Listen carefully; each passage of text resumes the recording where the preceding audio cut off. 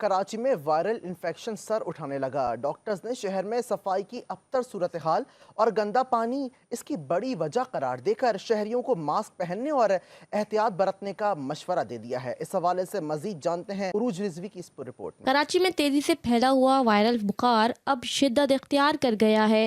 शहर के मुख्तलिफ इलाकों में मरीजों की तादाद में इजाफा हो रहा है। मरीजों का कहना है कि इस बीमारी की बड़ी वजह सफाई की नाकिस सूरत हाल और गंदे पानी का इस्तेमाल है। हमें यहाँ गंदा पानी मिलता है जिसकी वजह से हर घर में कोई न कोई बीमार है। बच्चों से लेकर बुजुर्ग तक सभी इस वायरल बुखार से मुतासिर हो रहे हैं। पानी पी रहेंगे उसमें आ रहा है तो पेट में दर्द, पेचिश और ये सब, और ना सफाई का ख्याल है, न कुछ गंदगी कितनी हो रही है। कई ऐसी जगह नहीं है जो दर्द नहीं हो रहा, हाथ तक नहीं उठ रहा, इतना दर्द है। पैरों में दर्द, जिस्म में दर्द, सर में दर्द।